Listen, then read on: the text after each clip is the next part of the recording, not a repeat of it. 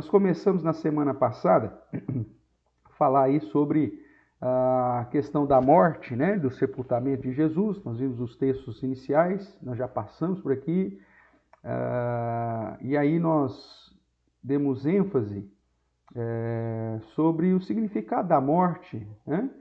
Eu estou passando aqui os slides, porque isso aqui nós já vimos a semana passada, e aí nós demos ênfase aqui no significado da morte de Cristo, e aí definimos alguns pontos. Primeiro, o cumprimento das profecias do Antigo Testamento, o cumprimento das próprias palavras, né, do Senhor Jesus durante o ministério terreno dele. Ele já havia declarado em vários momentos do seu ministério sobre a sua morte, sobre a sua ressurreição, que o Filho do Homem seria entregue.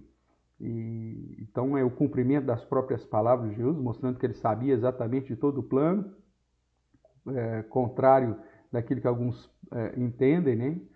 Que Jesus não é o próprio Deus encarnado e que, portanto, ele foi um homem ungido e que não sabia o que Deus iria fazer da vida dele, que a cruz, na verdade, não estava nos planos de Deus, e depois coisas desse tipo são totalmente descabidas, infundadas, e na verdade nós vimos que a morte de Jesus já estava dentro dos planos de Deus desde toda a eternidade, e o cumprimento da palavra de Jesus durante seu ministério terreno. Também o significado da morte de Cristo é o sacrifício final e definitivo pelo pecado, né? É o último estado da humilhação de Cristo, e é um sacrifício que põe fim a todo aquele processo cerimonial. É o fim do sacerdócio levítico. Então, toda a questão pautada na lei cerimonial e no sacerdócio da tribo de Levi acaba sendo concluído com a morte de Cristo, porque é o sacrifício definitivo. Então não tem holocaustos, não tem mais a questão do templo de Jerusalém, das festas, da guarda do sábado na perspectiva cerimonial, não tem mais apresentação de primogênitos, ou seja, tudo aquilo que foi estabelecido com a lei cerimonial, com a lei litúrgica, fundamentado no sacerdócio levítico, termina.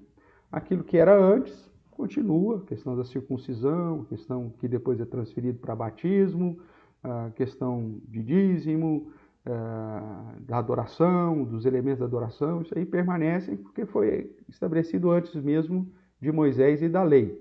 Mas tudo aquilo que foi estabelecido, pautado no sacerdócio levítico, terminou com o sacrifício definitivo final de Jesus. E aí nós temos o estabelecimento, ou agora a manutenção do sacerdócio da ordem de Melquisedeque, e Jesus como o nosso sumo sacerdote eterno e perfeito. E vimos também que a morte de Cristo significa a vitória sobre a morte, sobre a condenação eterna que pesava sobre os seus. Então, os eleitos, aqueles que Deus separou para a sua própria glória. Beleza? Então, nós paramos aqui. Hoje a gente continua, primeiro falando sobre as características da morte de Cristo e depois por quem Cristo morreu, que é o nosso objetivo maior no dia de hoje. Tá bom? Então, quando nós olhamos para as Escrituras, né, de um modo geral, você quiser abrir a sua Bíblia lá em Mateus, quando trata do registro da morte de Jesus, você vai ver justamente no final, né, do processo da crucificação e da morte, a ideia de que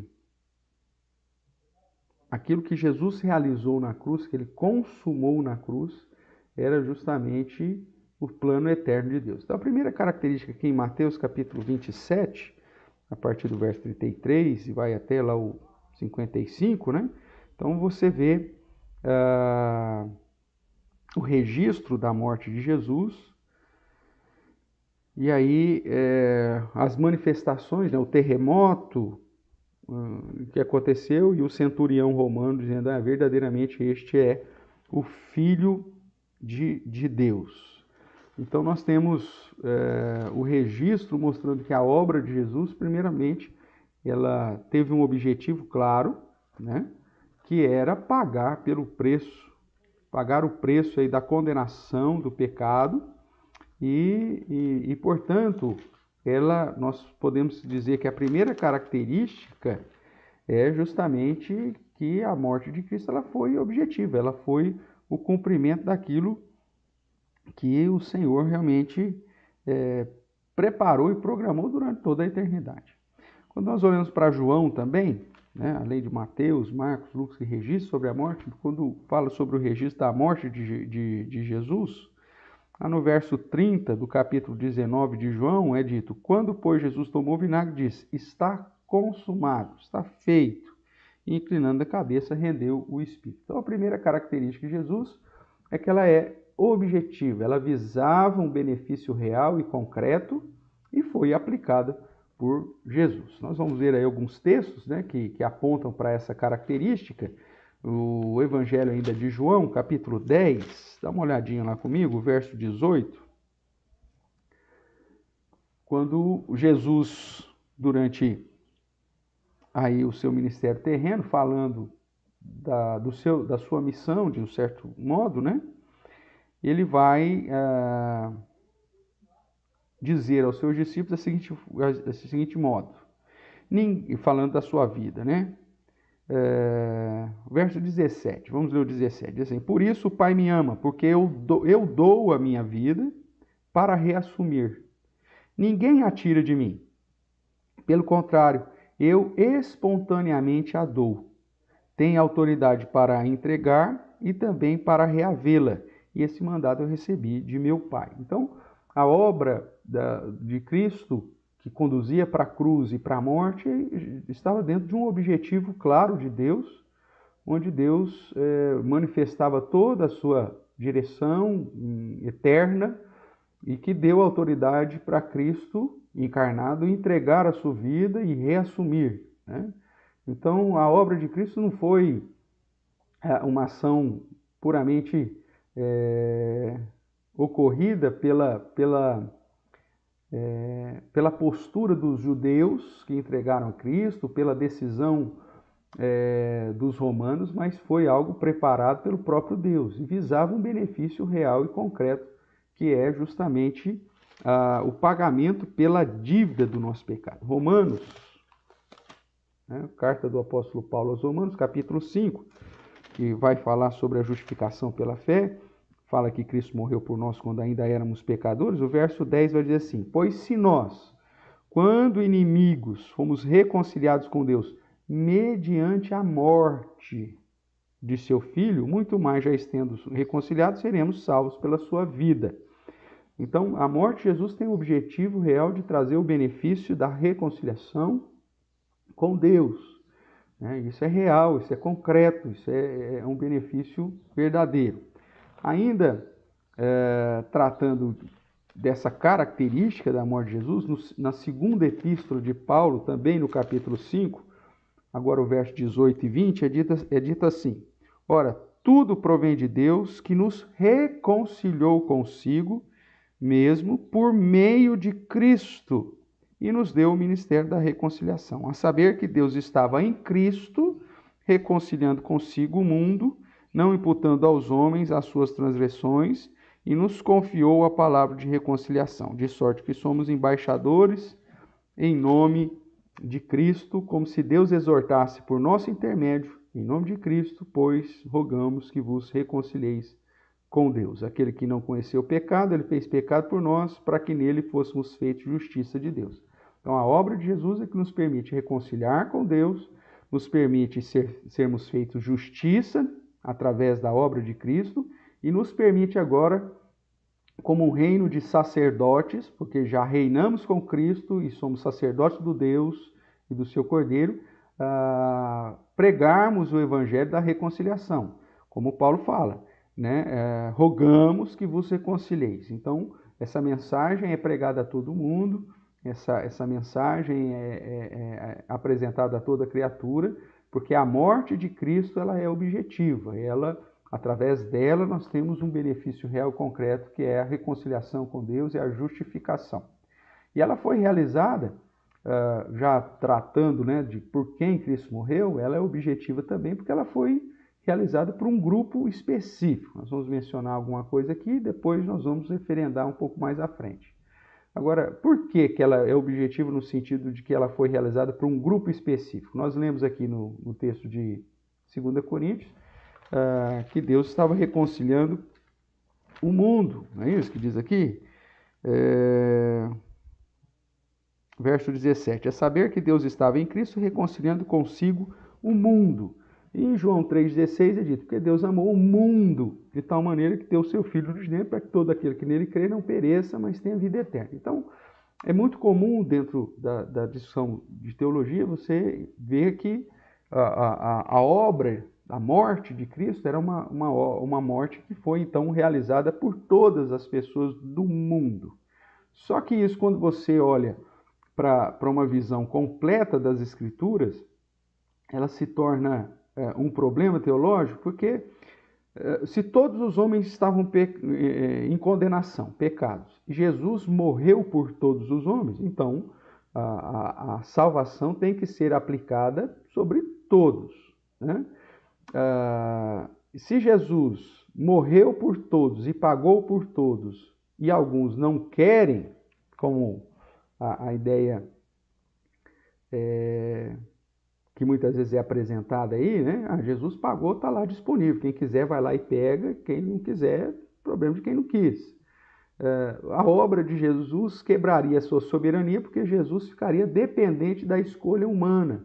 E a própria Escritura nos diz que Deus faz tudo segundo o beneplácito da sua vontade, da sua soberania. Deus não fica à mercê da vontade humana, né? Como se torcendo, eu queria tanto que o fulano viesse para o céu, eu queria tanto que o fulano se reconciliasse comigo, mas ele não está aceitando, vou fazer o quê, né?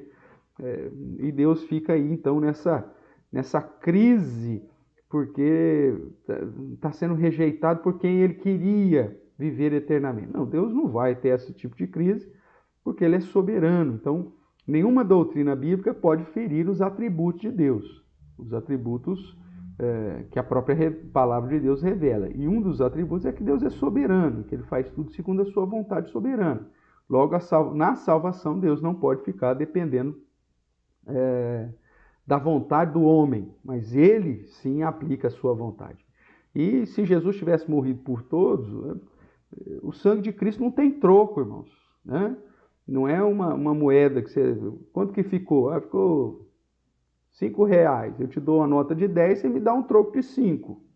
Mas o sangue de Cristo não tem troco. Jesus derramou o sangue por todas as pessoas, mas aí alguns não quiseram, aí Deus fala assim, tá aqui algumas gotas aqui de troco aqui, porque o fulano não quis, então eu estou te devolvendo. Não, o sangue de Jesus foi derramado exatamente e totalmente por quem realmente Deus separou para a sua própria glória. Nós já estudamos isso em outros momentos, referendando biblicamente essa ideia. Eu creio que os irmãos já compreenderam essa situação, mesmo porque o sangue de Cristo não pode ter sido derramado em vão, né? Quando o sacrifício é feito por alguém, esse alguém o rejeita, então aquilo que Cristo fez foi derramado em vão. E nós, nessa inclinação do mal, se não fosse Deus operar em nós tanto querer quanto realizar, se não é Ele em chamar, não é Ele em alcançar, de modo irresistível nos atrair para si, irmãos, ninguém chegaria a Cristo. Mas vamos ver esses textos aí que nós separamos aí. Primeiramente, João capítulo 6.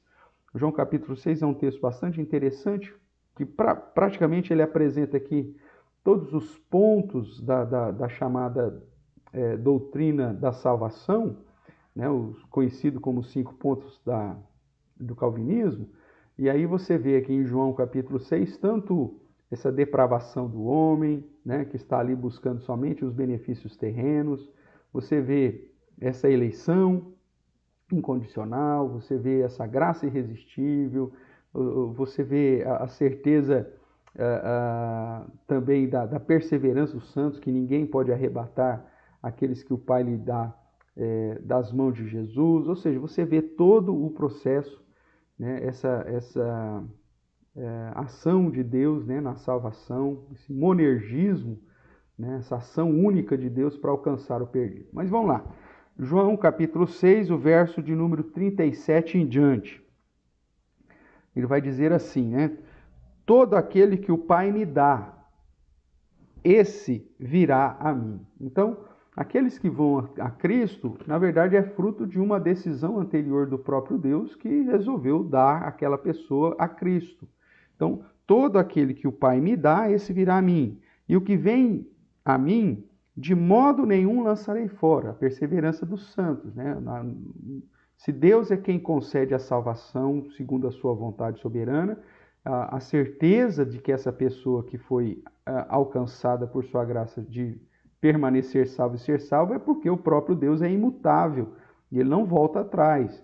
Então significa que ninguém, eu de modo nenhum lançarei fora. Aqueles que o Pai separou e entregou para Jesus aplicar da sua obra, esses serão salvos porque Deus assim o fez. O verso 38 continua: porque eu desci do céu, não para fazer a minha vontade, e sim a vontade daquele que me enviou, reforçando essa vontade eterna, né, de Deus desde antes da fundação do mundo. E a vontade de quem me enviou é esta: que nenhum eu perca de todos os que me deu, não de todos aqueles que vêm a mim por sua própria vontade, mas aqueles que o próprio Deus lhe deu. Pelo contrário, eu ressuscitarei no último dia, mais uma vez reforçando aí essa questão da perseverança dos santos. O processo da salvação é uma ação única de Deus, monergista de Deus, uma ação única do próprio Deus, o Deus triuno, onde Deus Pai escolhe antes da fundação do mundo, Jesus realiza a obra em favor desses que Deus escolheu antes da fundação do mundo, e o Espírito Santo aplica isso no momento da vida, nos vocacionando, nos chamando de modo irresistível. Então, essa obra salvífica é uma obra realizada totalmente, exclusivamente por Deus, pois estávamos mortos. E aí, quando Ele nos chama e nos dá vida, a primeira ressurreição, que nós já tratamos lá de Apocalipse 20, né? A ressurreição espiritual, aí então nós somos chamados para as boas obras que Deus preparou para que nós estivéssemos nela e glorificássemos a Deus em gratidão a essa obra. Aí começa a contar a nossa responsabilidade em praticar as obras que Deus mesmo preparou para nós. Mas para a salvação é uma ação exclusiva de Deus. Vamos lá, a Madalena aqui já põe uma perguntinha para nós. Pastor, a graça é irresistível, ninguém e todo o que o Pai me dá, deixa eu ver o que ela escreveu direito aqui, e ninguém e todo o que o Pai me dá virá a mim. Como entender quando aquele...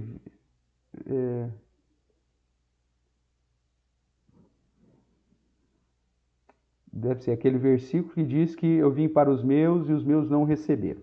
Tá bom. Vamos lá, Madalena. Pelo que eu entendi da pergunta, a ideia da salvação é uma questão de que Deus separou para si os seus e esses o Pai entrega a Cristo, esses virão a Jesus e Jesus então aplicará a sua obra e de modo algum lançará fora.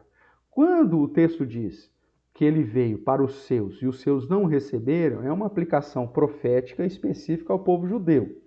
Jesus nasce judeu, ele vem, o ministério terreno é executado tão somente para as ovelhas, para o povo de Israel, e o povo de Israel, o povo judeu, rejeita Jesus. Mas quem rejeita Jesus dos judeus? Aqueles que Deus já havia preterido.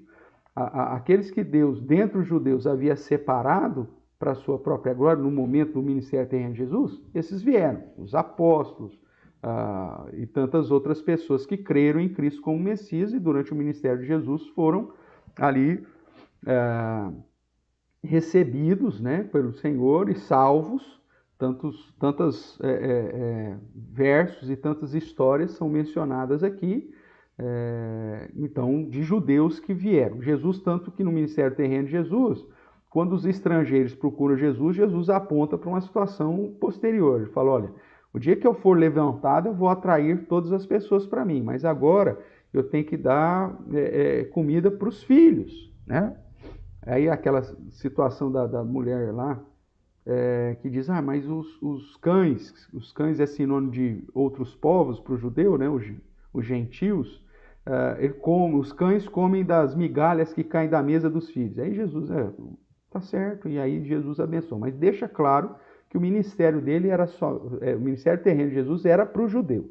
Então o texto que diz, eu vim para os meus e os meus me rejeitaram, é um cumprimento profético de que muitos dos judeus não reconheceriam Jesus como Messias e que, portanto, seriam instrumentos para, inclusive, entregar Jesus à morte. Então, esse versículo que fala, eu vim para os meus e os meus não receberam, está apontando para um cumprimento profético do ministério terreno de Jesus entre os judeus e não de que esses meus aqui eram os eleitos e que os eleitos rejeitaram, porque os eleitos são eleitos, é irresistível, então eles não têm como rejeitar. Então aqui está falando do cumprimento profético sobre o povo de Israel e a questão da salvação é sobre aqueles que o Pai lhe deu, aqueles que o Pai separou antes da fundação do mundo. Ok? Espero aí ter compreendido aí a sua pergunta e ter sido claro também aqui na exposição. Tá joia?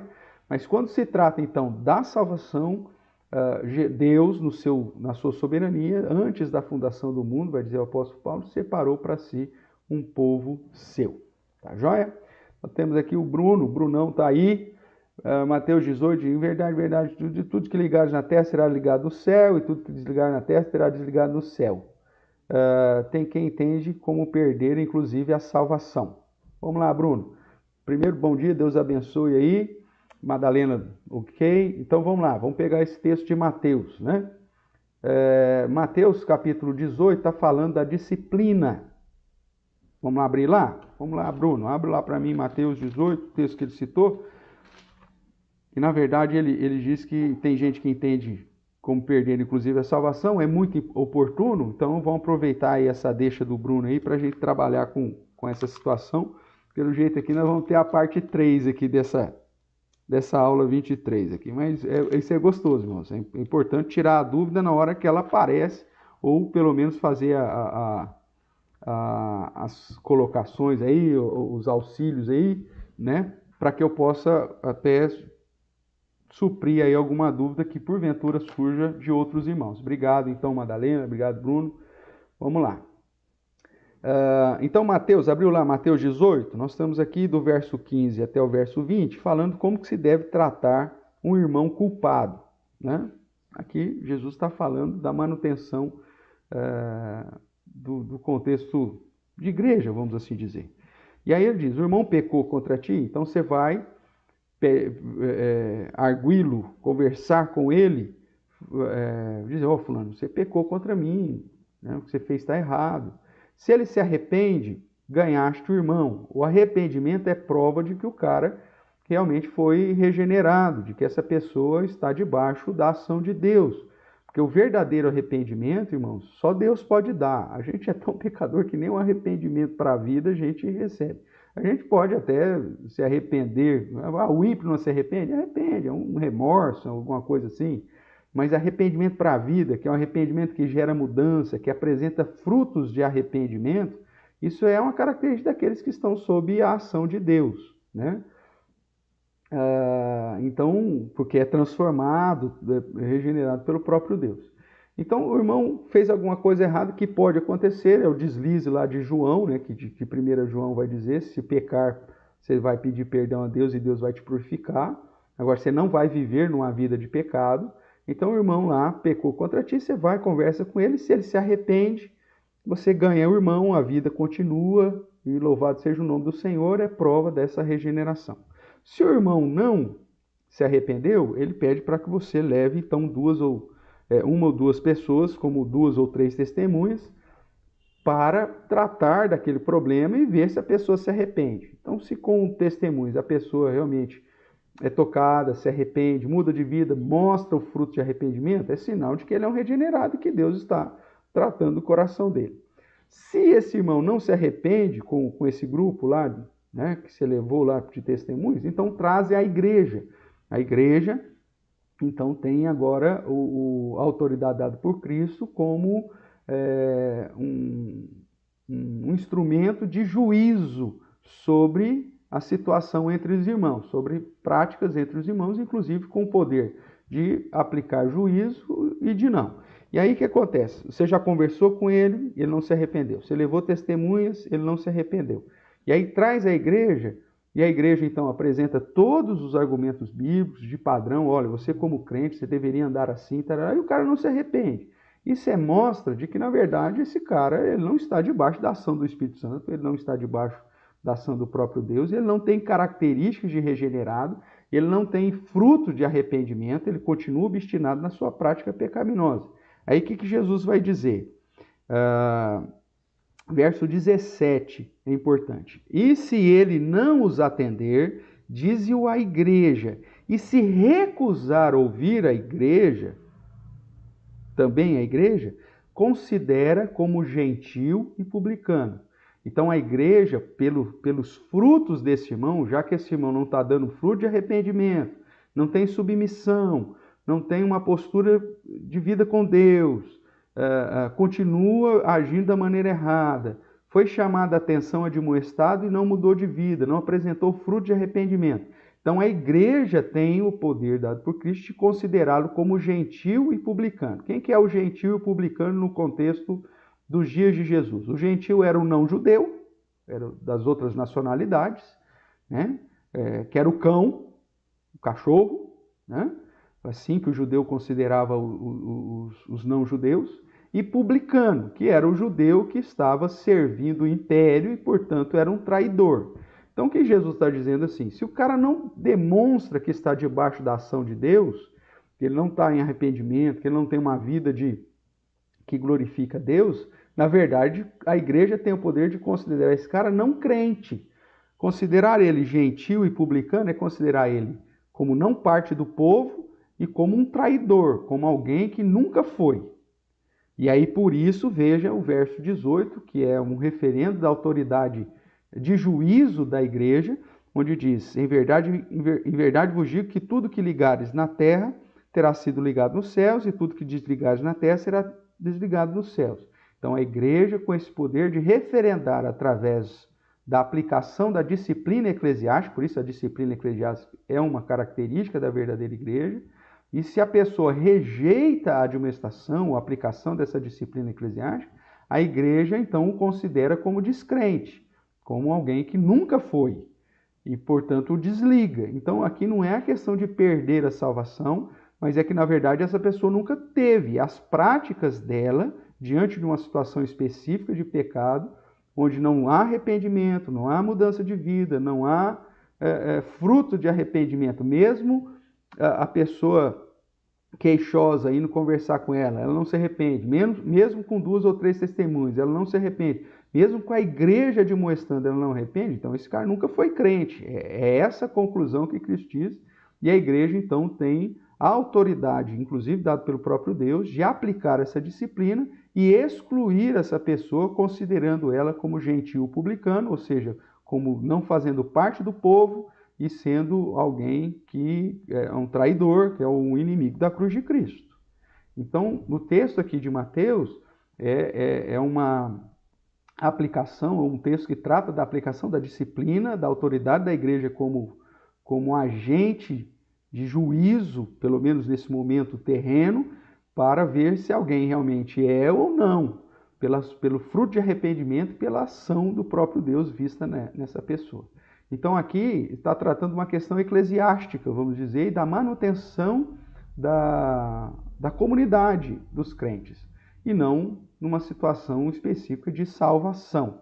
Isso porque essa pessoa que foi desligada da igreja, né, no sentido de desligada do céu, que foi considerado descrente, pode ser que ela se arrependa, peça perdão e mude de vida, dê frutos de arrependimento, e ela, então, depois é reinserida, ligada, vamos dizer assim, novamente, à igreja, que é o corpo de Cristo, e, consequentemente, então, a sua postura de salvação no sentido da eleição de Deus não é prejudicada, tá certo? Então, o texto que a Madalena mencionou está referindo-se a uma aplicação profética sobre o povo judeu.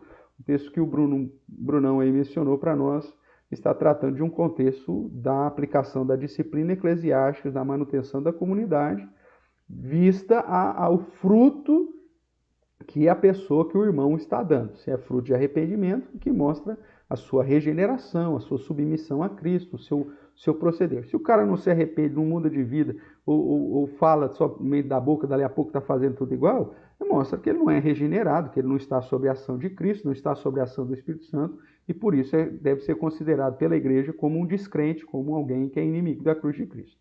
Tá bom? Mas obrigado aí por dar a oportunidade de a gente tratar desses textos, porque também são situações distintas, eu tenho que considerar o contexto que está sendo aplicado o texto, e para não criar uma doutrina conflitante sobre a salvação, que é o tema nosso aqui hoje. Tá bom? Vamos lá então para 2 Coríntios, que nós já lemos, nós vamos relembrar aqui. 2 Coríntios capítulo 5, né? O verso 21. Que diz: aquele que não conheceu pecado, ele o fez pecado por nós, para que nele fôssemos feitos justiça de Deus. Então, Paulo aqui apresenta que Jesus se coloca como representante de um grupo, né? Mesmo que ele cita a reconciliação do mundo aqui, reconciliando consigo o mundo, nós vamos ver esse termo do mundo, pelo menos relembrar, porque nós já estudamos sobre isso também, que o mundo aqui não são todas as pessoas individualmente falando, né? Mas representativamente falando, tanto que Apocalipse diz que haverá representante de todos os povos, línguas, nações, e esse é o foco, mas não significa que são todas as pessoas de todos os povos, de todas as tribos, de todas as línguas, de todas as nações, ou seja, de todo o mundo. A gente mesmo, no nosso dia a dia, utiliza isso, né? Usa a palavra mundo para um grupo específico, né? A gente sempre cita como exemplo a reunião da ONU. O mundo inteiro se reuniu na Assembleia Geral da ONU. Eu não fui, você foi? Não, mas nós tínhamos o nosso representante lá. Então, a ideia de mundo na Bíblia, em muitas passagens, em especial todas as passagens que falam sobre salvação, a palavra mundo é sinônimo de representatividade, né? Haverá pessoas salvas de todo mundo. Lá em João 3,16, Jesus estava falando com Nicodemos, que era judeu e que pensava que a salvação era só dos judeus, e Jesus olha para eles e fala: não, olha, Deus amou o mundo, a salvação não é só dos judeus, mas de todos aqueles que o Espírito, porque o Espírito sopra onde ele quer, então todos aqueles que ele alcançar para si, do mundo inteiro, e não só de entre o povo de Israel, ou só de entre os judeus. Então, a palavra mundo, quando estamos num contexto de salvação na Bíblia, refere-se à questão da representatividade. E Jesus, então, vem e fez pecado por nós, e não pelo mundo, no sentido geral e absoluto, mas por aqueles que ele separou para si. Voltando aqui para João, nós temos no capítulo 15, vamos dar uma olhadinha aqui, João 15, verso 16, é dito assim: não fostes vós que me escolhestes a mim, pelo contrário, eu vos escolhi a vós outros e designei para que vades e deis frutos e o vosso fruto permaneça, a fim de que tudo quanto pedirdes ao Pai em meu nome, ele vos conceda. Isso vos mando, que vos ameis uns aos outros. O verso 18. Se o mundo vos odeia, e aqui o mundo é toda a parte descrente, né? Veja que o termo mundo é usado de vários modos nas Escrituras. Então, se o mundo vos odeia, então se Deus amou o mundo vos odeia, quem são esses mundos? O mundo lá de João 3,16 são pessoas que representam todas as nações, que a salvação não é só para o judeu. E o mundo vos odeia, aqui em João 15,18, fala do mundo ímpio, do mundo que não é cristão e que se levanta contra Cristo e contra os discípulos de Cristo. Tá? Então, só para exemplo aí que a palavra mundo é utilizada de vários modos. E o verso 16, que é o nosso foco, mostra que a eleição é fruto do próprio Deus. É Deus quem escolhe, não nós que escolhemos a Deus. Eu vou decidir andar com Deus. Não.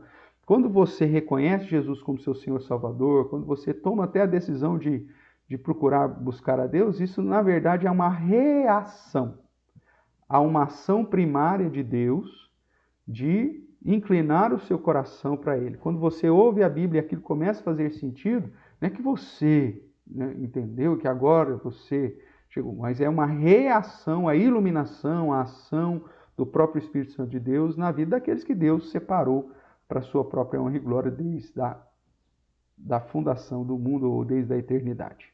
Para fundamentar isso um pouquinho mais, vamos lá para Efésios. Né? Efésios capítulo 1, verso 3 em diante, que vai dizer assim: Bendito o Deus e Pai do nosso Senhor Jesus Cristo, que nos tem abençoado com toda sorte de bênçãos espiritual nas regiões celestiais em Cristo, assim como nos escolheu. Então, esses termos de eleição, de predestinação, aparecem na Bíblia de uma maneira constante. Mesmo quando você olha para o Antigo Testamento, Deus escolheu Jacó. Quando você olha para o Antigo Testamento, Deus escolheu Israel para ser o seu povo. Ele podia ter escolhido qualquer povo, mas ele escolheu um povo. Até aqueles que são contra a doutrina da predestinação, da eleição, eles aceitam sem nenhum problema a eleição de Israel no Antigo Testamento. Só que aí quando chega para o Novo Testamento, eles dizem, não, essa questão de eleição não aconteceu. O leque abre para representantes de todas as nações, mas eles falam, não, o Novo Testamento não tem. Mas a própria palavra de Deus fala sobre eleição e que todos aqueles que estão em Cristo foram eleitos em Cristo. Então a eleição é um padrão de Deus desde a história da humanidade. Nós temos a descendência de Adão, que eram os eleitos, e a descendência de Caim, que eram os preteridos. O problema é que depois, lá em Gênesis 6, eles se misturam, os filhos dos homens casam com os filhos dos filhos de Deus. Filhos de Deus ali não é anjo, irmãos. Eu respeito aqueles que acham dos néfilins e não sei o quê, e que faz uns devaneios lá, louco lá, porque usa o texto lá de Jó, que diz que os filhos de Deus estavam com o Senhor e Satanás estava no meio deles, mostrando que filho de Deus refere-se também a anjos. Mas eu prefiro seguir o padrão de Lucas, quando fala da genealogia de Cristo e apresenta Adão como filho de Deus dentro da genealogia, e que mostra toda a genealogia messiânica em Adão, começando lá em Deus, que é pai de Adão, nesse sentido da genealogia de Lucas, e que, portanto, quando o Gênesis fala filho dos homens e filho de Deus, está falando a descendência de Adão e a descendência de Caim, se misturando, e aí agora você tem salvos e não salvos na mesma família. Isso acontece lá com Abraão, né? Que tem Ismael, depois tem Isaac. Isso acontece com Isaac, que tem Esaú e Jacó, e com tantos outros, mostrando que de uma mesma família você tem pessoas eleitas e pessoas não eleitas. Né? E por conta da mistura dessas duas linhagens lá, que é o foco de toda a Bíblia, mostrar a redenção.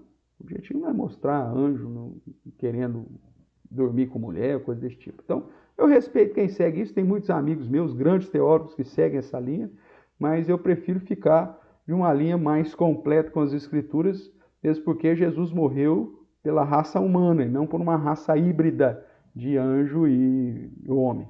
Então, tenho algumas dificuldades nesse sentido, tá? Então, esse grupo específico que nós estamos falando, que a morte de Cristo é objetivo, é por aqueles que Deus separou antes da fundação do mundo, que Ele escolheu. Então, verso 4 aqui de Efésios vai dizer, assim como Ele nos escolheu, presta atenção agora, escolheu nele, ou seja, no próprio Cristo, antes da fundação do mundo, e nos escolheu para um objetivo. Qual o objetivo? Para sermos santos e irrepreensíveis perante Ele, em amor nos predestinou para Ele, para a adoção de filhos, por meio de Jesus Cristo, segundo o beneplácito da sua vontade. Veja, a eleição de Deus não está de acordo com aquilo que eu sou, do que eu tenho para oferecer, mas é da vontade de Deus, e não depende da minha vontade, mas é algo da soberania de Deus, para o louvor da glória, da sua graça, e que Ele concedeu gratuitamente em Jesus, no amado, no qual temos a redenção, pelo seu sangue, a remissão dos pecados, segundo a riqueza da sua graça. Então, Jesus, a morte de Cristo ela é objetiva, porque primeiro, ela é real, concreta, ela aconteceu de fato, e ela foi realizada por um grupo específico. Ela tem um objetivo específico, ok? A gente vai voltar sobre esse tema, por quem Cristo morreu, daqui a pouquinho. A segunda característica da morte de Cristo, irmãos, deixa eu ver se temos aqui mais alguma pergunta. dos irmãos que chegaram aí depois, né? Não sei se eu mencionei aqui, acho que a Miriane eu falei, mas a Terezinha, a Vânia, a Júlia, também o presbítero Dimas Donauro lá em Barretos, a Graziela, o André, a Gabi, o Gabriel, a Cris e a Jéssica, a Marilene também e a Paulinha. Deus abençoe vocês que estão conosco aí também. Vamos lá, segunda característica da morte de Cristo, irmãos, ela é vicária. O que significa o termo vicário? Feito no lugar de, tá bom? Então, foi feita no lugar do pecador. Então, Jesus não morreu por seus próprios pecados, mas ele morreu por conta do pecado dos seus, né? Então, João 17, vamos dar uma olhadinha aqui. Temos aí também a Bela Cruz conosco. Oi, Bela.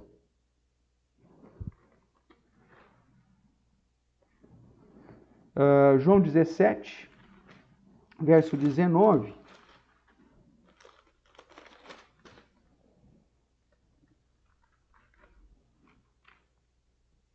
Verso 19, diz assim.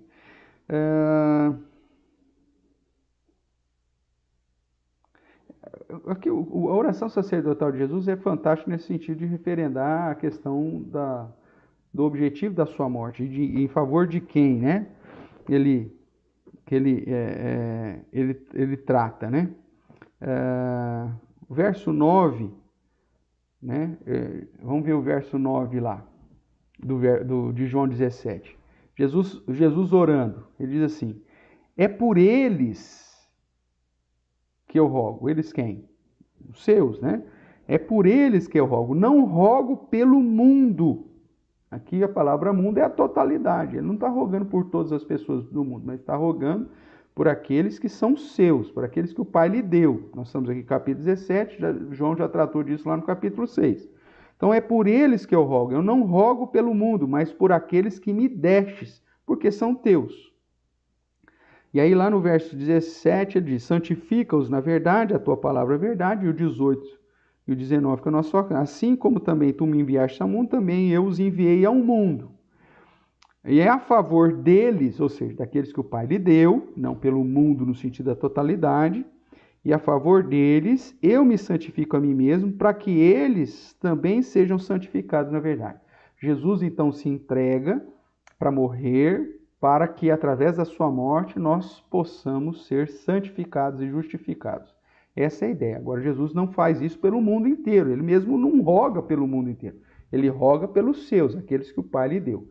Então, a segunda característica da morte de Cristo é que ela foi feita no lugar do pecador, e de um pecador específico, como nós já temos falado, tá certo?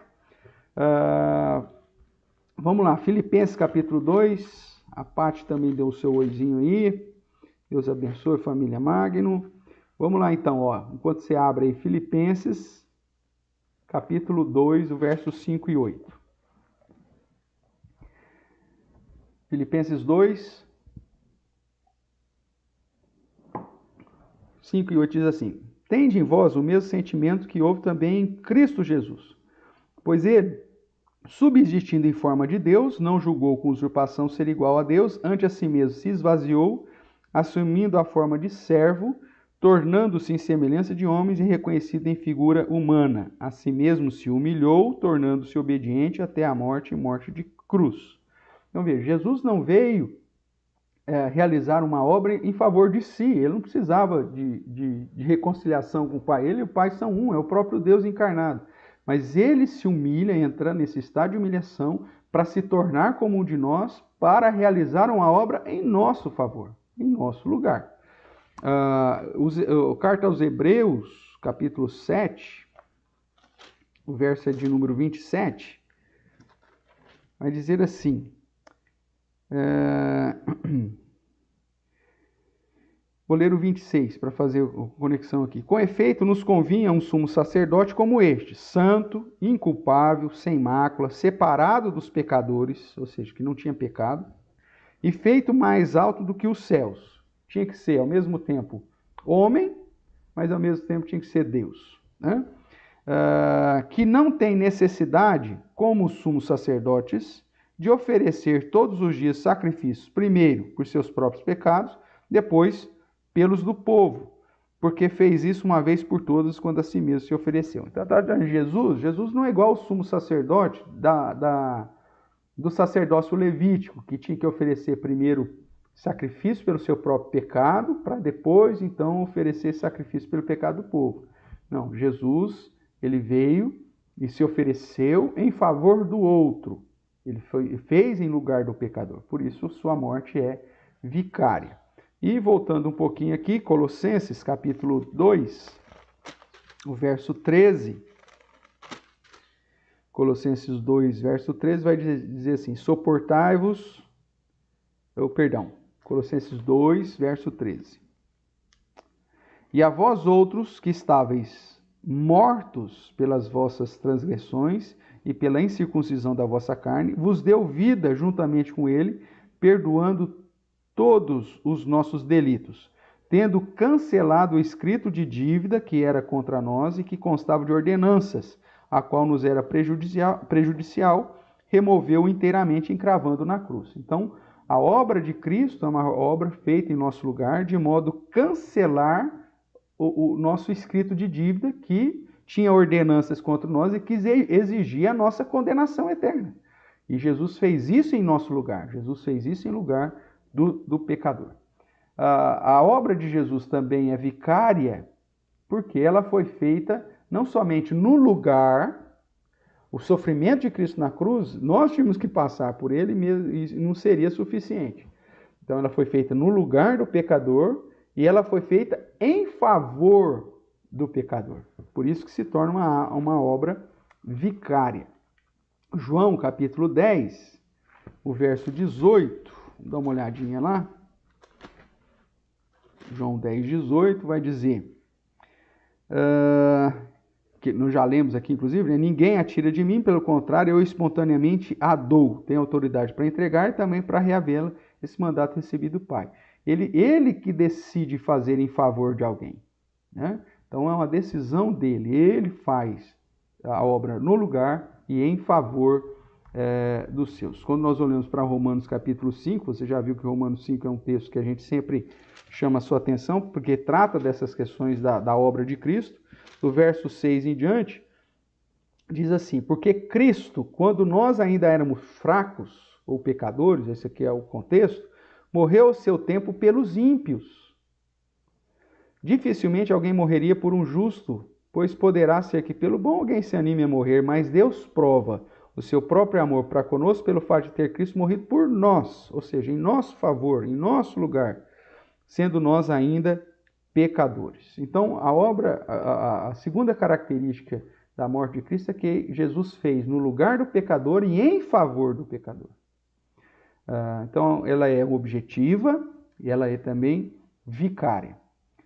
Uma terceira característica, irmãos, da morte de Cristo é que ela é definitiva. Nós já mencionamos isso na aula passada, né?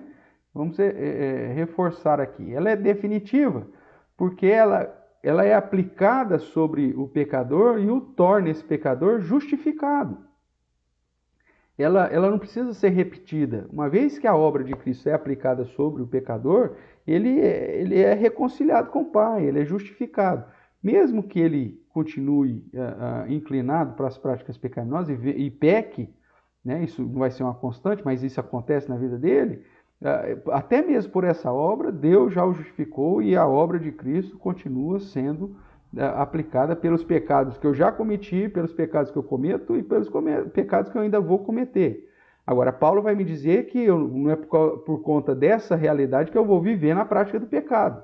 Muito pelo contrário, se Deus me livrou da condenação eterna, ingratidão agora, eu vou lutar para não viver, para não pecar. Então, aonde superamos o pecado, superamos a graça. Por conta disso, eu vou viver ainda no pecado para que a graça seja maior? Paulo vai dizer, de jeito nenhum. Agora você vai viver uma nova vida na presença do Senhor. Mas a característica da morte de Cristo, primeiro, é definitiva. Ela nos limpa por completo. Ela torna o pecador justificado. Vamos dar uma olhada nesses versos lá de Hebreus. E eu já vou aqui depois para a pergunta ou para a colocação do presbítero Clodoaldo. Então vamos lá.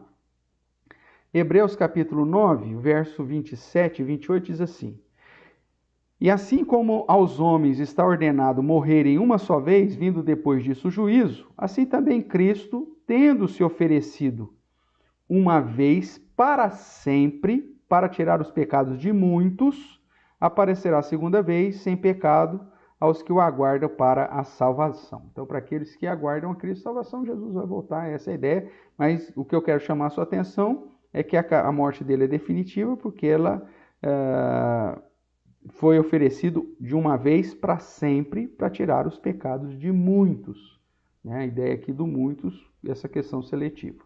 E Hebreus capítulo 10, o verso 11 em diante diz: ora, todo sacerdote se apresenta dia após dia a exercer o serviço sagrado e oferecer muitas vezes o mesmo sacrifícios que nunca jamais podem remover pecados. Jesus, porém, tendo oferecido para sempre, de modo definitivo, um único sacrifício pelos pecados, assentou à destra de Deus, aguardando daí em diante até os seus inimigos sejam postos por estrado dos seus pés. Porque com uma única oferta, aperfeiçoou para sempre quantos estão sendo santificados. Então, ele já nos aperfeiçoou aí para sempre, estão sendo santificados. Então, a morte de Cristo ela é definitiva porque ela torna o pecador justificado para sempre e porque assegura a certeza da redenção. É justamente a obra de Cristo que nos garante que seremos salvos definitivamente. Ou seja, nós somos salvos não pelas nossas obras, mas pela obra do próprio Cristo. Tá certo? Romanos, capítulo 8, vai dizer que aqueles que Deus conheceu de antemão, e nós já estudamos isso, que aqui não é um conhecimento, Deus sabia quem ia escolher, quem ia aceitar Cristo, não é isso? O verbo conhecer vem do hebraico yad, que é o conhecimento íntimo, de toque, né? Yad é mão também no hebraico. Então é um conhecimento de intimidade. Então aqueles que ele conheceu de antemão, aqueles que ele amou anteriormente, essa seria a interpretação correta do termo conheceu.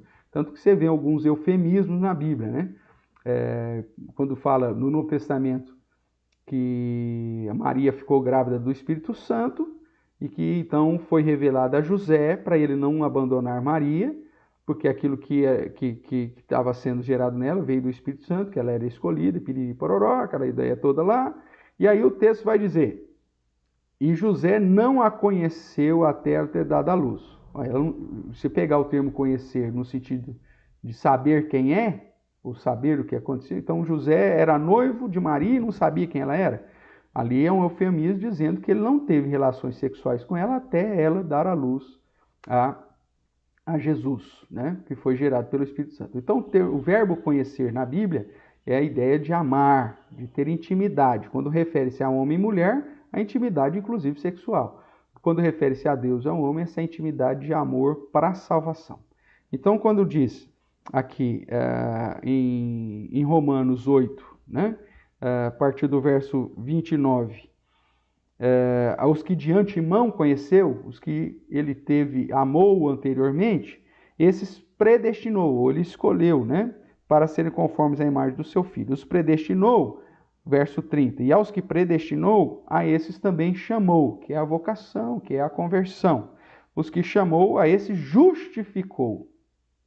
E aos que justificou, a esses glorificou. Paulo coloca no passado a ideia da glorificação porque é algo certo, né? A obra de Jesus é definitiva. Se você foi alvo do amor de Deus que te elegeu, que num determinado momento da sua vida te chamou pela conversão, aplicou a justificação, então a glorificação é algo certo, seguro, porque a obra de Jesus, por ser definitiva, te assegura a certeza da redenção. Então é dessa forma que nos é apresentado, tá certo? Então, essa questão da certeza da salvação está no fato da obra de Cristo e não na minha escolha. Tudo bem? Ainda aproveitando em Romanos aqui, né? Romanos 3. Vamos voltar aqui de trás para frente. Romanos 5, 10. Porque se nós, quando inimigos, somos reconciliados com Deus mediante a morte do seu Filho, muito mais, estando já reconciliados, seremos salvos pela sua vida. Então, uma vez que eu fui alcançado pela graça de Deus, meu amigo, eu não perco a salvação, porque é o próprio Deus que me assegura que a obra de Cristo aplicada na minha vida é definitiva. tá? Então, se ele já me reconciliou em Cristo, através da obra, da morte dele, uma vez que eu já estou reconciliado, certamente ele vai aplicar a certeza da vida eterna para comigo, tá bom? E, voltando ainda um pouquinho, Romanos 3, 24 em diante, que diz que sendo justificados gratuitamente, não é por suas obras, né? Por sua graça, nós somos salvos pela graça, mediante a redenção que há em Cristo Jesus, a quem Deus propôs no seu sangue como propiciação mediante a fé, para manifestar a sua justiça por ter Deus, na sua tolerância, deixado impunes os pecados anteriormente cometidos, tendo em vista a manifestação da sua justiça no tempo presente, para ele mesmo ser justo e o justificador daquele que tem fé em Cristo Jesus. Então, aqueles que são alcançados pela obra de Cristo, esses têm a certeza dessa justificação gratuita, né? Em João, capítulo 10, verso 28, vamos relembrar aqui. Eu vou ler aqui para você, vai dizer assim: eu lhes dou a vida eterna, jamais perecerão, e ninguém as arrebatará da minha mão. Então, Deus apresenta que a aplicação da obra de Cristo ela é definitiva, porque a morte de Cristo, ela definitivamente nos justifica e nos dá a certeza da salvação. Ok? Então, olhando para as características da morte de Cristo, objetiva, vicária e definitiva. Vamos lá para a pergunta aqui, a colocação do presbítero Clodoaldo. Ele diz: pastor, quando Jesus diz, ide por todo mundo, pregar o evangelho a toda criatura, aquele que crer e for batizado será salvo, ele está se referindo a quem deve ser pregado, se Deus já tem os seus determinados? Vamos lá, vamos dar um parênteses aqui para responder o presbítero Clodoaldo. Vamos lá então para Marcos, capítulo 16. O texto que o presbítero Clodoaldo aí está citando é o texto de Marcos. Nós já estudamos isso, mas nunca é demais relembrar, porque a dúvida de um, na verdade, se transforma em dúvida de muitos, e o responder para um, você acaba trazendo luz aí para vários. Então vamos lá, nós estamos aqui em Marcos 16. Eu acho, irmãos, que na sequência aqui, ó, por quem Cristo morreu. Então, vou bobear aqui, não sei se nós vamos terminar isso hoje, mas fique em paz, tá bom? Então, vai lá, abriu lá em Marcos? Marcos 16, vamos lá, o texto que o presbítero Clodoaldo está dizendo aí é o verso 15, né? Diz assim: e disse-lhes, ide por todo o mundo e pregai o evangelho a toda criatura.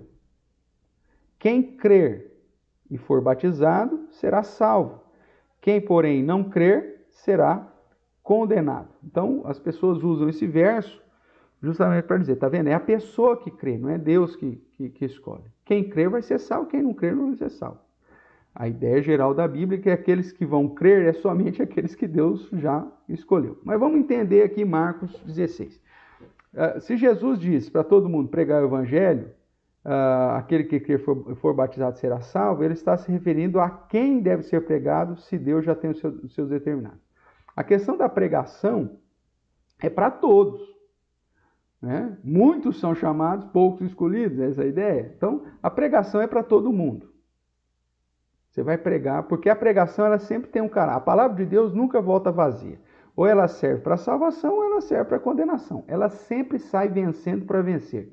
O evangelho nunca perde, porque ela serve de condenação sobre os preteridos e de salvação sobre os eleitos. Então você vai pregar para todas as pessoas do mundo. Mesmo porque ninguém vem escrito, né? Eleito na testa. Então você não sabe quem são os eleitos, por isso que você vai pregar para todo mundo. Agora, o foco aqui, mas é aquele que crer e for batizado, não é uma escolha da pessoa? Vamos ver aqui o contexto de Marcos para a gente relembrar isso aqui. Se você observar aqui no final de Marcos, a ideia é que Marcos, quando faz o seu registro, ele registra a ressurreição de Jesus e termina o seu registro no verso 8. O verso 9, nós cremos que é um adendo que Marcos faz, mesmo porque naquela época não tinha lá como você colar e mudar. Está escrito, está escrito. Aí você escreve um adendo após, porque ele termina o verso 8 dizendo assim, que as mulheres, saindo elas, fugiram do sepulcro, porque estavam possuídas de temor e de assombro, e de medo nada disseram a ninguém. Ponto. Só que aí depois ele começa dizendo que Maria Madalena foi falar do que aconteceu. Então, por quê? Porque mostra toda uma consequência depois daquele episódio do domingo da ressurreição. Então, verso 9, você tem aqui o registro do que aconteceu depois do domingo da ressurreição. Né? Começa com Maria Madalena, depois vai para os dois servos do caminho lá, e depois para os discípulos. Então vamos ver aqui Marcos 16, 9. Havendo ele ressuscitado de manhã cedo no primeiro dia da semana, apareceu primeiro a Maria Madalena, da qual expelira 7 demônios. Essa Maria Madalena é aquela que foi liberta desses demônios. Então, não é que Jesus ressuscitou e expulsou o demônio da Maria Madalena ali. Não, isso aí aconteceu lá quando ela foi chamada à sua conversão. E partindo ela, foi anunciá-los àqueles que, tendo sido companheiros de Jesus, se achavam tristes e choravam. Foi falar com os discípulos. Tudo bem? Estes, quem são estes aqui? Os companheiros de Jesus que se achavam tristes e choravam, ou seja, os discípulos, os apóstolos. Estes, ouvindo que ele vivia e que fora vista por ela, o que diz o texto aí?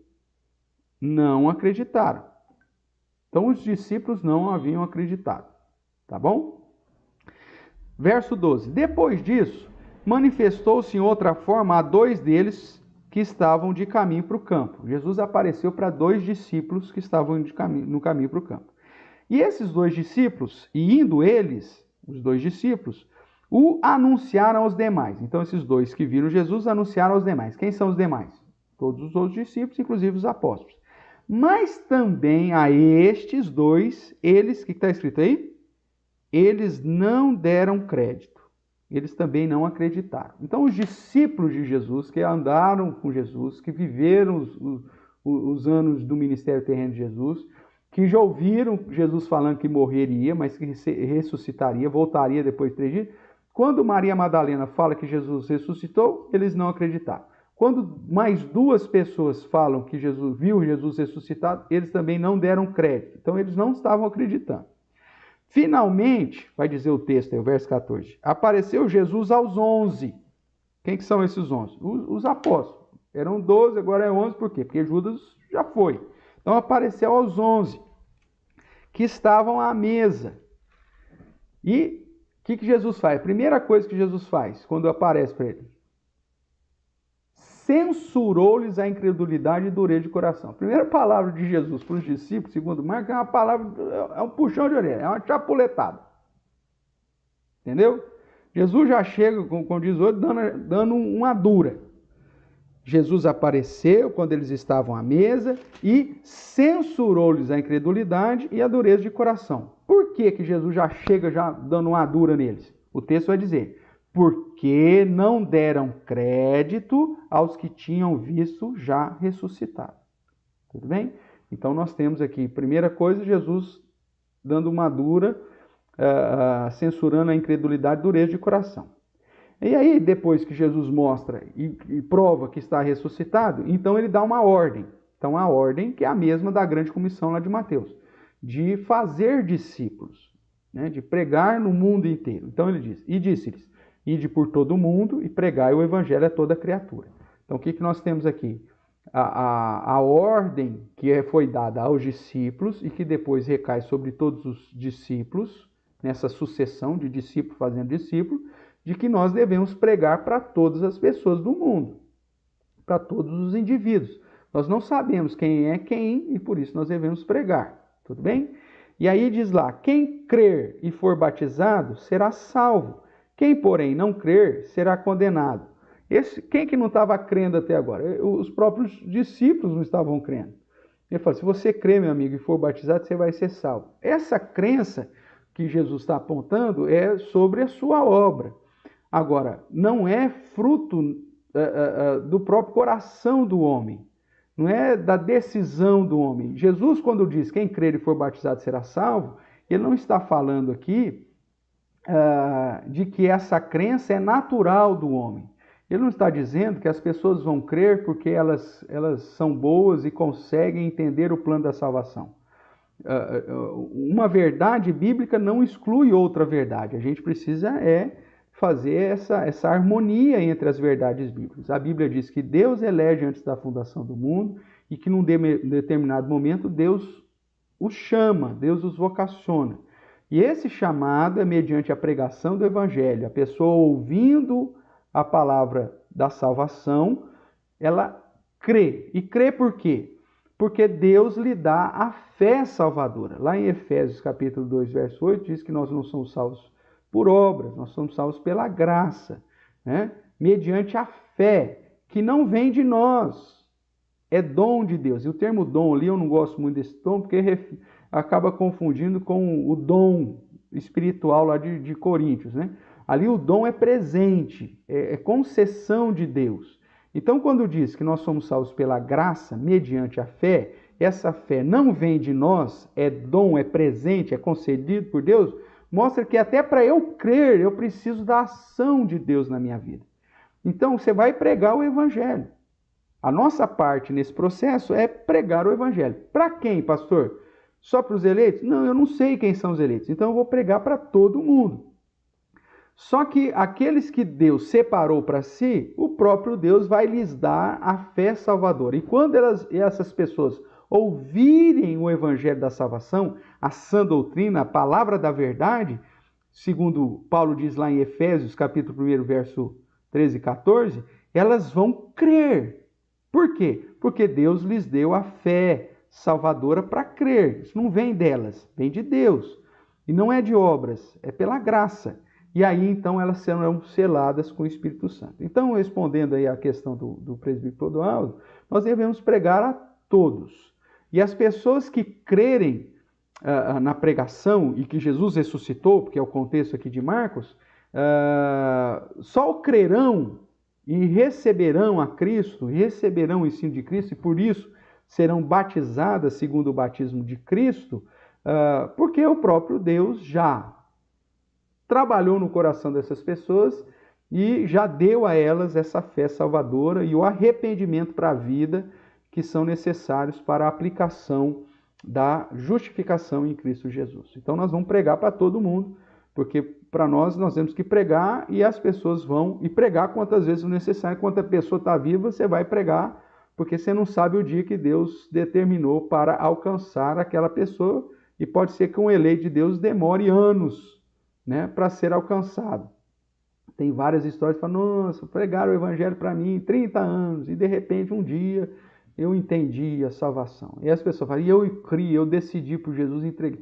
Na verdade, meu amigo, é a ação de Deus na nossa vida que nos conduz a essa reação de crer e de nos entregar a Jesus. Então, pregue para todo mundo, pregue para todas as pessoas enquanto você tiver oportunidade para pregar, porque você não sabe quem são os eleitos de Deus. Agora, se você pregou a vida inteira para uma determinada pessoa, a pessoa morreu na sua impiedade sem Cristo, então pronto, você sabe que aquela pessoa então nunca foi eleita de Deus. Essa é a grande realidade que a Bíblia nos apresenta de um modo geral.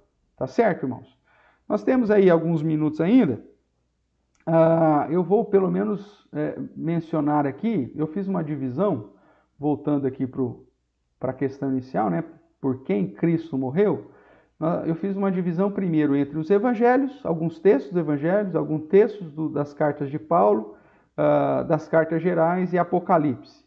Então, eu vou pelo menos iniciar aqui alguns textos. Eu poderia muito bem trazer aqui um slide e dizer, por quem Cristo morreu? Cristo morreu pelos eleitos e pronto, acabou. Mas vamos ver o que os textos bíblicos dizem e como que a gente harmoniza isso tudo para tentar responder juntos. Nós não vamos terminar hoje, obviamente, né? Por conta do tempo, mas vamos pelo menos começar. Então vamos olhar primeiro para os evangelhos. Vamos pegar textos em Mateus para tentar responder por quem Cristo morreu. Então vamos lá. Mateus capítulo 1, verso 21.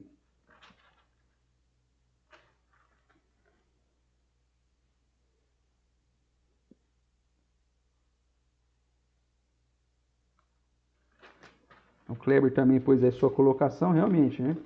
Teologia da graça, o foco é Deus, né?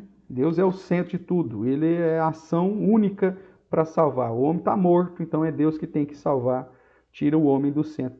Obrigado aí pela colaboração, Clebão. Deus abençoe. Vamos lá, Mateus capítulo 1, verso 21, nos ajuda dizendo alguma coisa já para nos conduzir aí à conclusão por quem Cristo morreu. Então vamos lá, Mateus 1, 21 vai dizer assim: ela dará à luz um filho, lhe porá o nome de Jesus. E por que Jesus? Jesus, o termo Yeshua, refere Salvador, salvação, né? Então, porá o nome de Jesus, porque ele salvará o mundo inteiro, todas as pessoas do mundo do pecado deles. É isso que está escrito aí? O que está escrito aí? Porque ele salvará o seu povo dos pecados deles.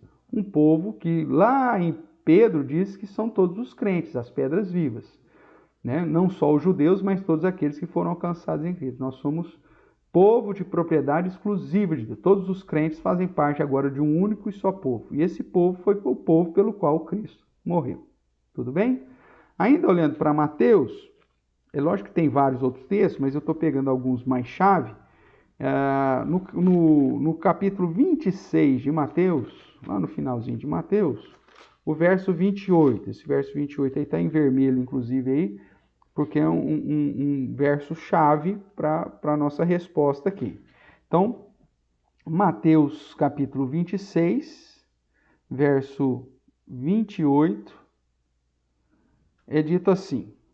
Eu vou ler o 26 em diante. Enquanto comia, tomou Jesus um pão, abençoando, partiu e disse aos seus discípulos: tomai, dizendo: tomai, comei, isso é o meu corpo. A seguir tomou um cálice, e tendo dado graças, o deu aos seus discípulos, dizendo: bebei dele todos, porque isto é o meu sangue, o sangue da nova aliança, derramado em favor de todas as pessoas do mundo. É isso que está escrito aí? Não, está escrito derramado em favor de muitos. Muitos não é a totalidade. A favor de muitos para a remissão de pecados. Jesus está aqui na instituição da ceia, ele mesmo dizendo que o seu sangue não seria derramado em favor de todas as pessoas do mundo, desde antigamente e até o futuro. Mas seria derramado por muitos. Muitos não é a totalidade. Então, Cristo morreu por todas as pessoas do mundo? Mateus diz que ele morreu salvaria do seu povo e que a sua morte, o seu sangue, se derramaria não para a totalidade, mas em favor de muitos. Tudo bem?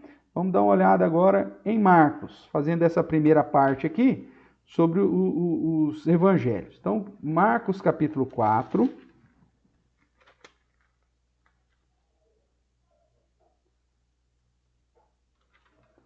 Marcos capítulo 4, verso 11. A parábola do semeador, né? Explicação aí da parábola do semeador. O verso 10 vai dizer: quando Jesus ficou só, os que estavam junto dele com os 12 o interrogaram a respeito da parábola. E ele respondeu. Aí sim o nosso texto 11 e 12. A vós outros vos é dado conhecer o mistério do reino de Deus, mas aos de fora tudo se ensina por meio de parábolas, para que vendo vejam e não percebam, e ouvindo ouçam e não entendam, para que não venham a converter-se e haja perdão para eles.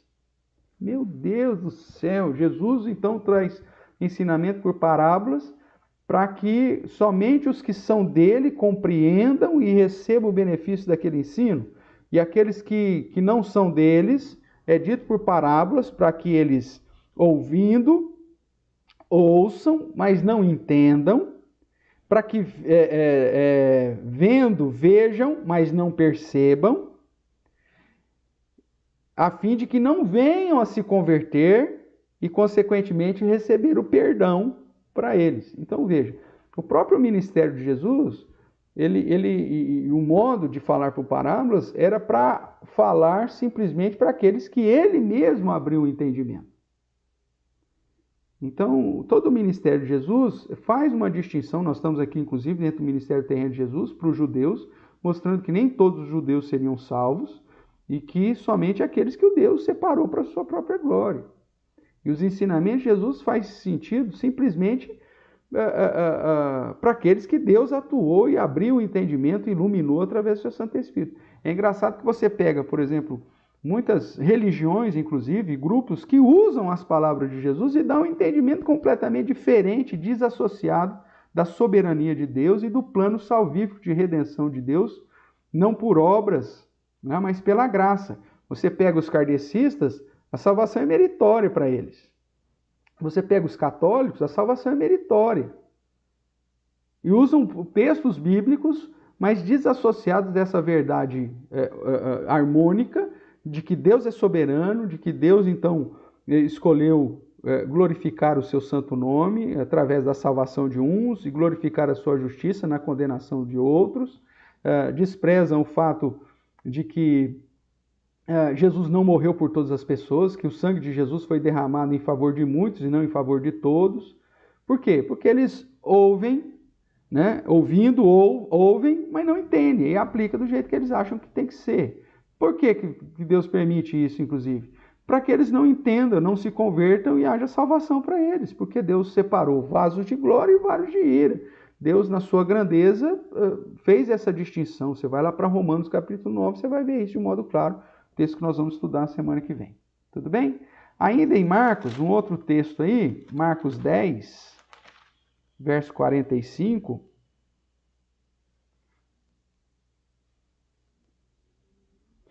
Ele vai dizer aqui: pois o próprio Filho do Homem, que é um título dado a Jesus, que fala da divindade de Jesus, porque o título Filho do Homem, referindo ao Antigo Testamento, referia à divindade, né, do Messias. Então, o Filho do Homem aqui é um título dado a Jesus, e ele diz assim: pois o próprio Filho do Homem não veio para ser servido, mas para servir, presta atenção agora, e dar a sua vida em resgate de todas as pessoas do mundo. É isso que está escrito aí? Não. E dar a sua vida em resgate por muitos. Muitos não refere-se à totalidade. Tudo bem? Vamos lá então para João. Vamos dar uma olhadinha aqui em João. Deixa eu ver se eu pus Lucas também. Não, Lucas eu não pus. Então eu pus Mateus, Marcos e João. Então vamos trabalhar aqui com o Evangelho de João.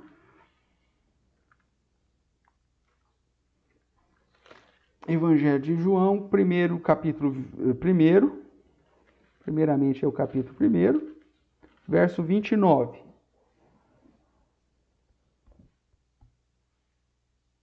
João capítulo 1, verso 29. O testemunho de João Batista. No dia seguinte, viu João a Jesus que vinha para ele e disse: eis o Cordeiro de Deus que tira o pecado do mundo.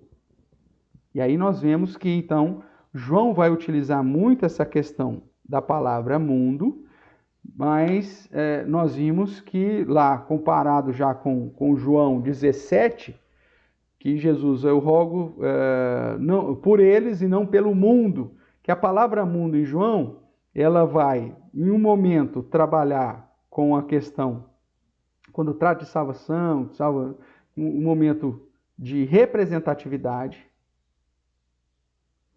e também a totalidade dos ímpios. Então, você tem que interpretar a palavra mundo de acordo com o contexto e em harmonia com os outros textos.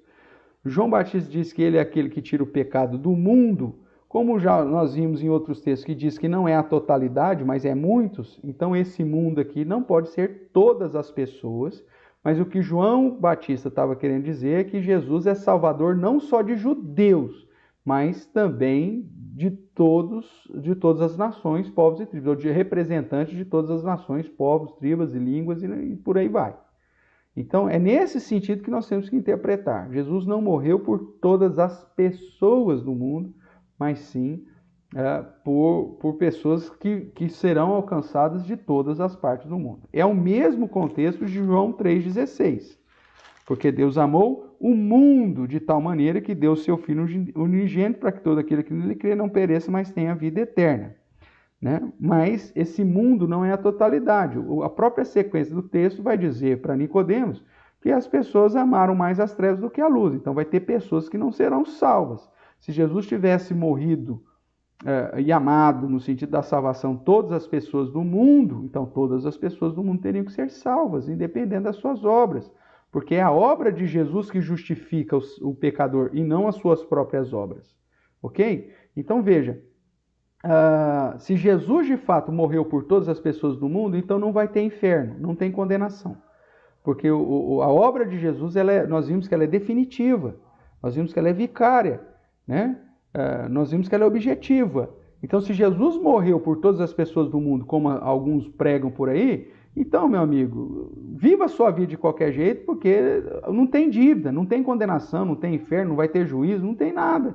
Porque se Jesus pagou a dívida, não tem como Deus cobrar de ninguém se não há dívida. Mas não é isso que a Bíblia diz. Então, quando a Bíblia diz mundo, refere-se à representatividade e para ensinar para o judeu que a salvação não era só para os judeus. Tudo bem? João capítulo 6, verso 37. Vou pedir só a sua atenção mais alguns minutinhos aí, nosso tempo já passou, mas só para a gente finalizar aqui esses textos de João. João capítulo 6, verso 37.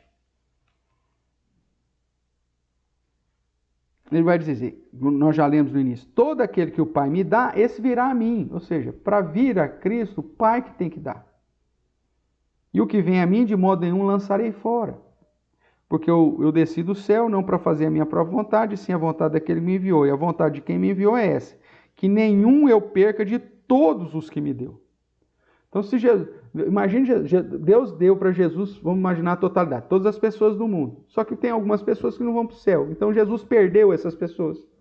E ele disse que ele não vai perder nenhuma daquelas que o Pai lhe deu. Se Deus tivesse dado a totalidade das pessoas para Jesus, todos seriam salvos. Como essa não é a realidade, então, obviamente, que Jesus não morreu por todas as pessoas do mundo, mas por um grupo que Deus separou antes da fundação do mundo e que durante a vida o Espírito Santo chama, aplica a obra de Cristo e essas pessoas têm a certeza da salvação, não pelas suas próprias obras, mas pela obra de Cristo e também são mantidos fiéis também pela própria ação de Deus em nós. E aqueles que podem até ser alcançados e viver num contexto de igreja, mas as obras não são obras da ação de Deus para a salvação, então essas pessoas mais dia menos dia vão ser considerados gentios e publicanos, porque João, lá na sua primeira carta, diz, na verdade nunca foram dos nossos, ok? A Thelma está participando aí também, ela diz assim, pastor, então, quando ficarmos orando pela salvação de alguém, estamos errados? Pois já está determinado quem será salvo ou não, desde a fundação do mundo? Thelma, se eu entendi a sua pergunta, é que a nossa oração não vai determinar a salvação de ninguém.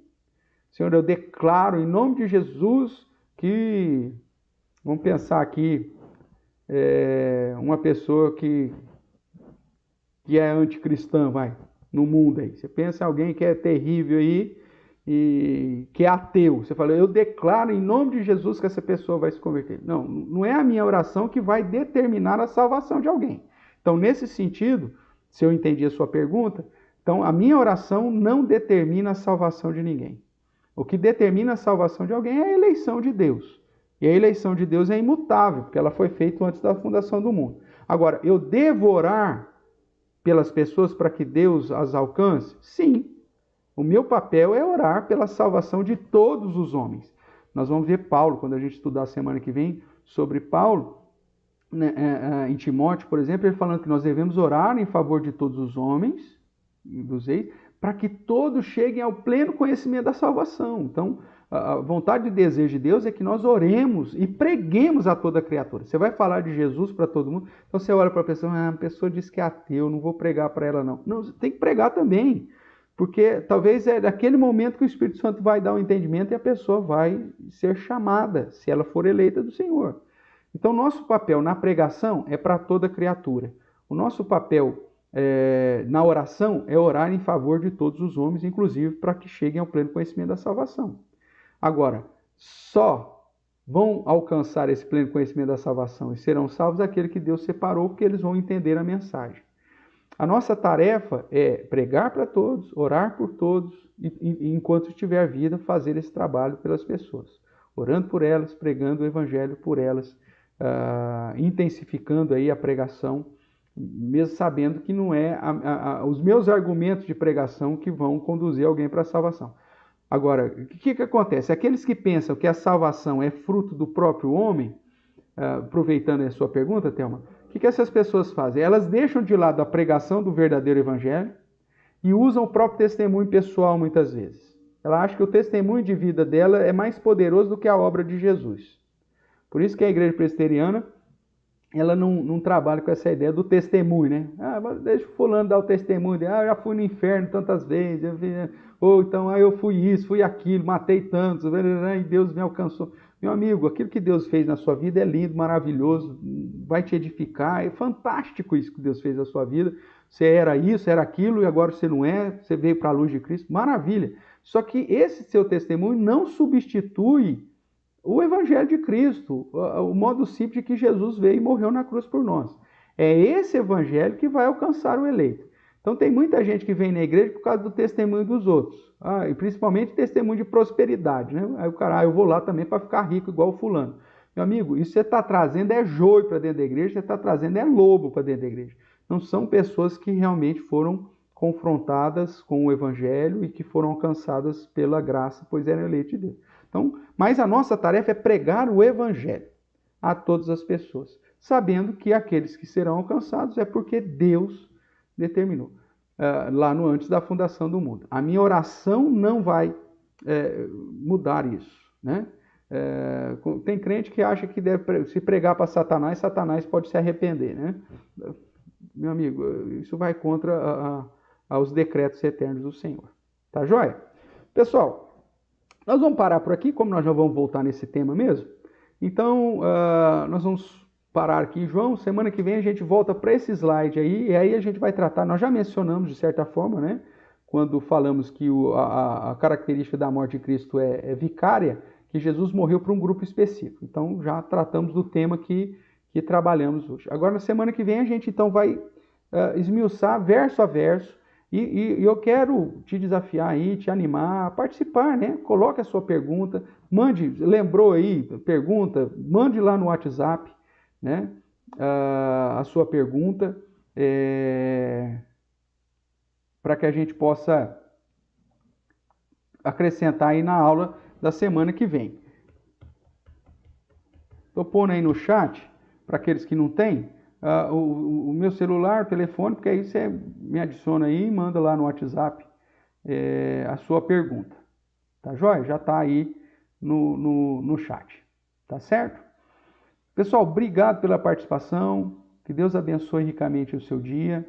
Uma conclusão breve para esse nosso primeiro momento é que se nós hoje entendemos que Jesus é o nosso Senhor e Salvador, que éramos pecadores, e que fomos salvos da ira de Deus pela graça e não pelas minhas próprias obras, isso é fruto já de um entendimento de que Deus aplicou sobre mim essa eleição. Aquele que tem consciência que é pecador, que precisa da salvação, já é fruto da ação de Deus em nós. Porque o descrente, o ímpio, ele acha que está tudo certo. Ele acha que ele não merece condenação, que ele é bonzinho, que ele vai, no fim das contas, vai dar tudo certo para ele. Agora, quando a gente reconhece que é pecador, que carece de Deus e que Deus nos alcançou e que mesmo assim nós não merecemos isso, é fruto da graça, isso já é prova da nossa eleição segundo as Escrituras. Por isso, entenda que o seu entendimento sobre a salvação é fruto da ação de Deus na sua vida. Então, viva de um modo a glorificar a Deus. Paulo vai dizer, ande de modo digno do seu chamado. Ande revestido como eleito e santo do Senhor, para que a prova da sua eleição fique manifestada a todas as pessoas. Paulo vai dizer à igreja de Tessalonicenses que era possível confirmar a eleição deles justamente pela prática de vida deles, a fé operosa, o amor abnegado, a esperança firme nas promessas do Senhor. Então você que já tem esse entendimento, já reconheceu Jesus como seu Salvador, entenda isso como um grande privilégio de Deus. E não fruto da sua decisão, porque você é o cara bom, maravilhoso, lindão, que resolveu dar uma chance para Jesus. Não, é fruto da ação de Deus. Então viva para o Senhor, use esse instrumento para pregar mais o Evangelho, porque como Deus tem eleitos espalhados pelo mundo, e a nossa responsabilidade é pregar o Evangelho, a eleição, o fato de saber que Deus tem eleitos no mundo, deve nos conduzir a nos envolver cada vez mais na obra missionária, na obra evangelística, na propagação do Evangelho. Não é aquela ideia, Se Deus é que escolheu e essa pessoa vai ser salva, então no momento aí ela vai escolher, ela vai se converter. Ela só vai se converter mediante a pregação, querido. Então por isso que você tem que pregar.